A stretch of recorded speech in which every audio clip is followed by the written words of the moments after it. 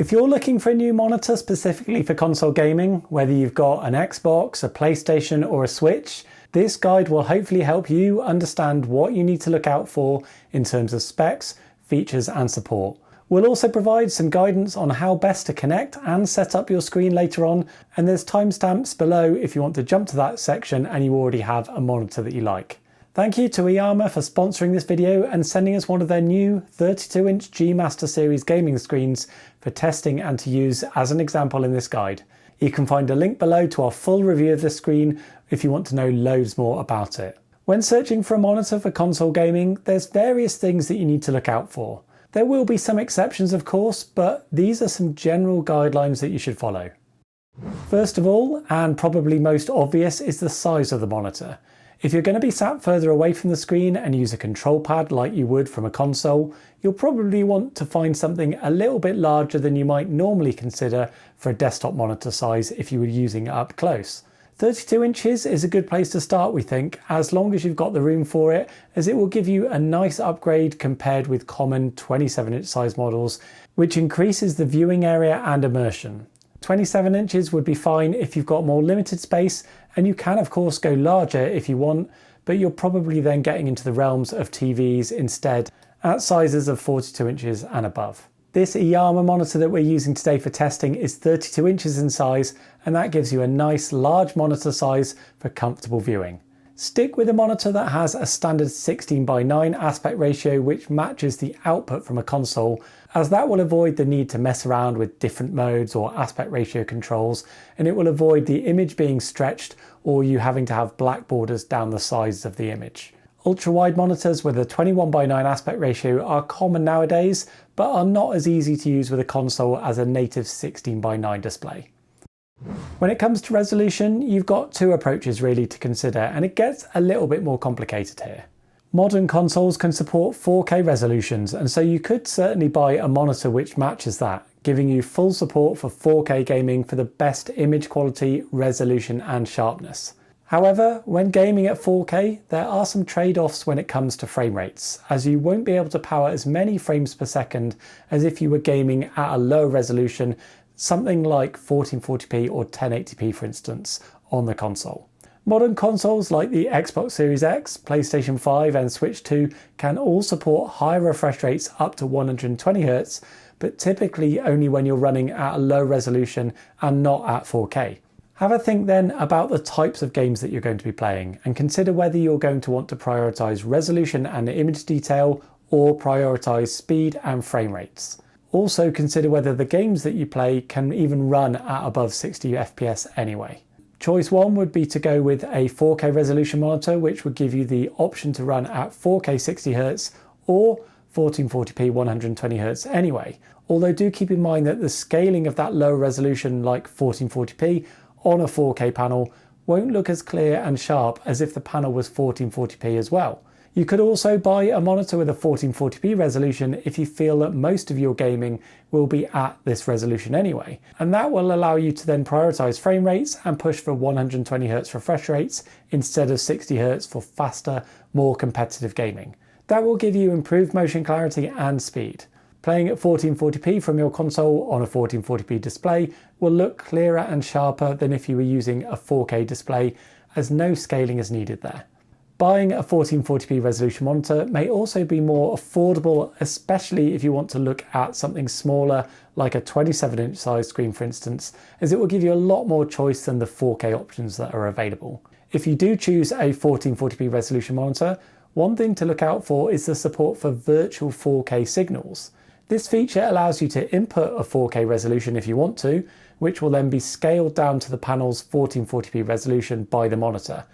For graphically impressive games, this can look a bit sharper and clearer than just selecting 1440p resolution, but it won't look as clear as if you were using a 4K resolution monitor as well. It can give you the option to input a 4K signal though, even though the panel resolution is lower. Virtual 4K support is rarely mentioned on product spec pages, but it is something that we test in all of our reviews, and it's an important feature if you're choosing a low resolution monitor to go with your console. This eArmor monitor that we're using for our testing here is 32 inches in size. it's got a 1440p resolution, and we've confirmed that it also supports a virtual 4K signal if needed.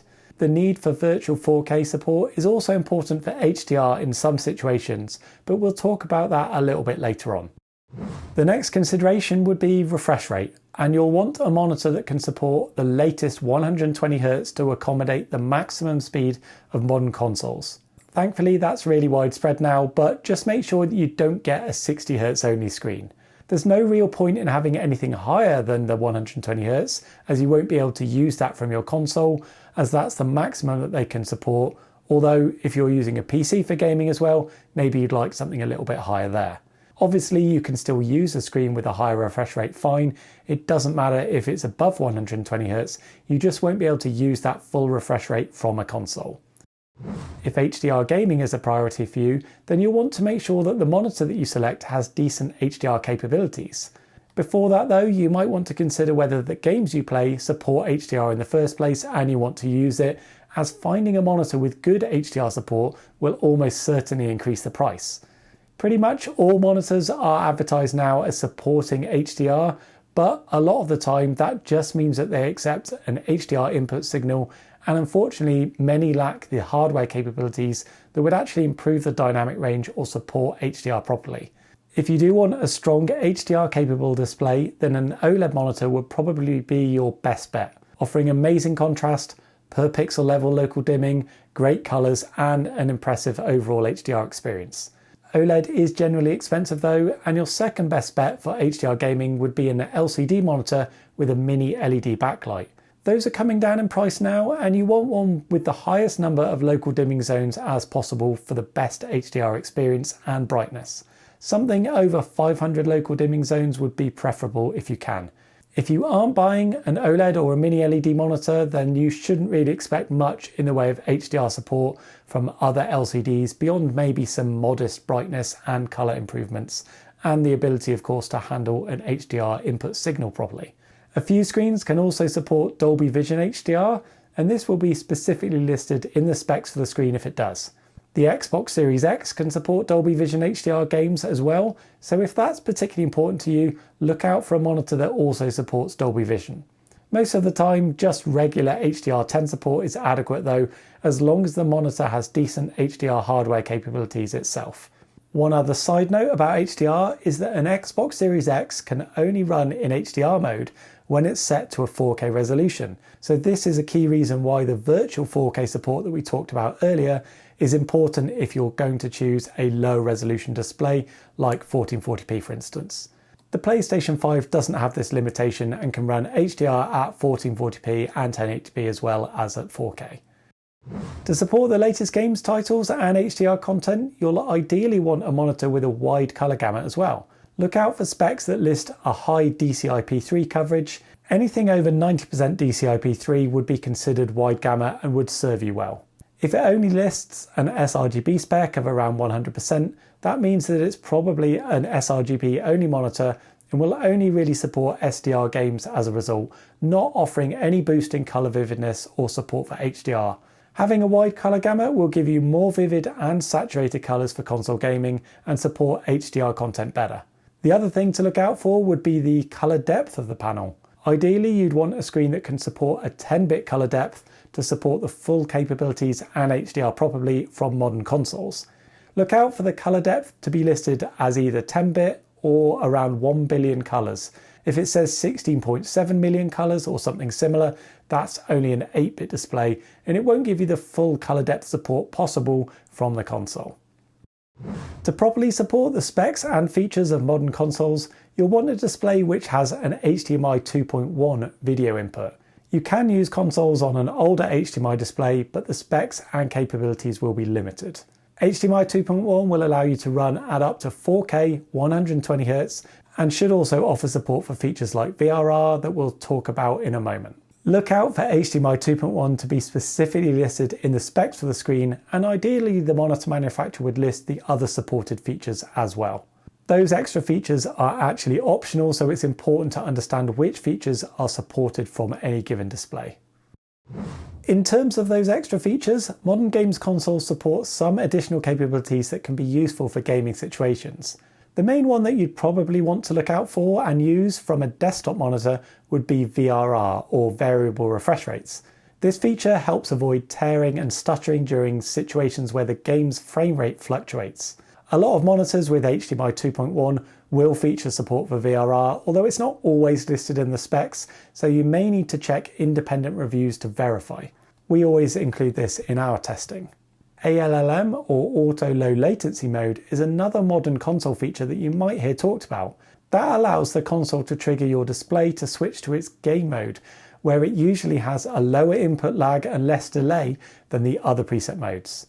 This is a feature though that's more geared towards TVs, where lag can be really high in some of the standard picture modes with all of their image processing active. On a desktop monitor, the lag is pretty much always consistent across different preset modes anyway, and it's pretty much always very low as well on modern gaming monitors. So the support for ALLM is not really necessary or important if you're connecting a console to a desktop monitor, only if you were connecting it to a TV.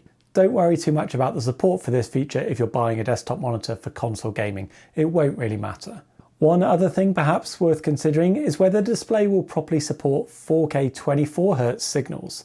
If you're using a low resolution display like a 1440p model for instance, again you're going to need virtual 4K support for this feature to be potentially available. 4K 24Hz is used for some media like movies especially, and support for this feature will ensure smooth and consistent playback. You should consider of course whether you're ever going to be using the console for these purposes. If you're only really going to be gaming, you probably won't really need to have 4K 24Hz support anyway. 4K 50Hz support is another feature that you might see listed on the consoles, but that's more applicable for some TVs in some regions where they support 50Hz natively instead of 60Hz. For a desktop monitor which all run at 60Hz or above, it's going to be less important and relevant. Support for 4K 50Hz and 4K 24Hz is pretty much never listed in any monitor spec, so again you'd be reliant on independent reviews to test this. We test this in all of our reviews, and you can see here for instance that this eArmor monitor supports 4K 24Hz playback just fine. Of course, ideally you'd also want to know how the screen performs for console gaming beyond just supporting the specs and features you need. Without going into loads of detail here, have a look at our reviews or reviews from other reputable sources to understand things like the colour performance, contrast, response times and input lag, so that you can ensure that the screen that you're considering is a strong performer. There's also a couple of other extra monitor features that could come in handy as well for console gamers. For instance, you should consider whether you need the screen to include built-in speakers to output the sound from the console. If you're going to connect a console to a soundbar or an external speaker system, or you're going to game only with a headset, then you don't necessarily need speakers on the monitor. But a lot of console gamers overlook the need for speakers, especially when they're moving from a TV, which pretty much always include those. A headphone out connection on the back of the monitor can also be useful to some gamers, although often headsets can be connected by a cable or Bluetooth to the console itself directly. HDMI CEC is another useful display feature for console gamers, which will allow the display to auto switch over to the HDMI input when it detects that the console is powered on. If you're only connecting a console, you don't need to worry about this anyway, as the screen will just wake from sleep when you power the console on. But if you've got multiple devices connected, or if you're using the monitor from a PC as well over one of the other connections, then the HDMI CEC feature can be quite convenient and useful to auto switch when you power on your console. Finally, you may also want to consider whether the monitor supports a blur reduction mode or not, and whether this can be used when gaming and playing games from a console. On LCD monitors, those modes strobe the backlight on and off rapidly, and on an OLED monitor, the equivalent is called black frame insertion, which inserts a black frame every other frame to mimic the same behaviour in the absence of having a backlight unit. Those blur reduction modes, or BFI modes, are useful for improving the motion clarity in gaming, but they're not always available and they don't always work at 60Hz or 120Hz. If you like the sound of those features, or you've used them before and you like them, look out for a screen which advertises it, but you may also have to rely on independent reviews and testing to confirm whether it can be used with the console refresh rates and it's viable for console gaming in the first place. In our reviews, whether they're written format on our website or video format here on our YouTube channel, you'll find tables which confirm the performance and features of the monitor for console gaming. Here's an example for the eArmor GB3290 QSU featured in this video and used for testing. In terms of setting up the console to work properly on your new monitor, we'll go through a few general settings and guidelines here. We'll use an Xbox Series X to demonstrate this, but the principles and settings should be largely the same on other consoles too.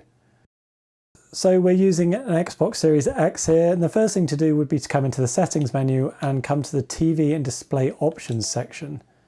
You can see that you can set the resolution and refresh rate here, as well as get into some other sections where you can have a look at things like what's supported, and then there's some other settings over here as well. First of all, make sure that you've selected the maximum resolution that you want to use. In this instance, we're going to leave this on 4K, and we're going to leave this on the maximum 120Hz refresh rate. You can set that here from your console. The 4K TV detail section will confirm what is and isn't supported from your monitor. So you can see in the example here that we've got support for 4K 60Hz, 120Hz. A bit further down, we've got support for 4K 24Hz. It will just confirm what is and isn't available.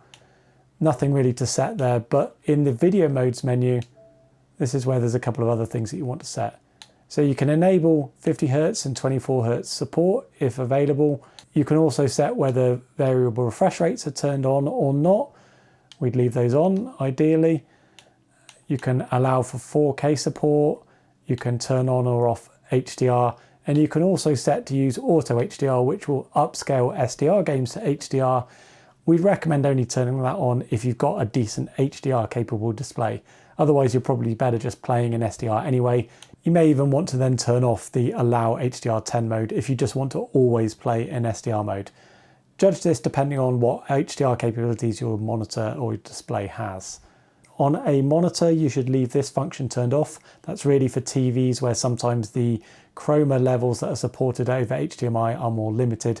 On a monitor, that should pretty much always support 444 chroma, full RGB chroma. So leave that off. You might need to check specifics for your monitor, the screen that you decide to buy, but that's a general rule of thumb. There's also this advanced video fidelity and overscan section. In here, we would recommend just leaving this set to auto detect, but you can set the color depth and the color space that are supported here as well. So if your screen only supports an 8-bit color depth, you'll probably see that this is defaulted to 8-bit. If it supports 10-bit, then you can set that here. There's not really much point setting that any higher because most monitors are only going to support 10-bit maximum, and most games are only going to support 10-bit maximum anyway. This color space setting determines whether the console operates with a limited HDMI range or a full HDMI range. If you're using a desktop monitor, they should support a full HDMI range, so you could switch this to PC RGB, or if you're connected to a TV, a lot of those only operate with a limited RGB range, in which case you should leave this set on standard. If you've got a monitor with decent HDR capabilities, then you might also want to run the console's inbuilt HDR configuration tool as well. So here we've got the Xbox version, and this will just guide you through a couple of visual tests that will help set your console to operate at the correct black depth and peak white for your HDR content. So you can move the slider left for the black test until all of the squares disappear, and on the next screen move the slider until all of the grey squares have disappeared. That would just ensure that the console is set up for your monitor's specific HDR capabilities. That's worth running through if you're going to be doing some HDR gaming on the console. One other final consideration when buying a new monitor is whether it comes packaged with an HDMI 2.1 cable or not, and whether you have one already or you need one. You'll need to look out for an ultra high speed certified HDMI 2.1 cable to ensure full support and reliable performance from modern consoles when you're pairing them with an HDMI 2.1 display. Hopefully that's been a useful guide for anyone looking to buy a new monitor for console gaming. We've got a full review of the Armor 32-inch monitor featured in this video in the description below if you want to check that out. It's a decent and affordable budget-friendly monitor that could be ideal for console gaming. Don't forget to hit subscribe to stay up to date for all of our future monitor news and content. Thank you for watching. We'll catch you next time.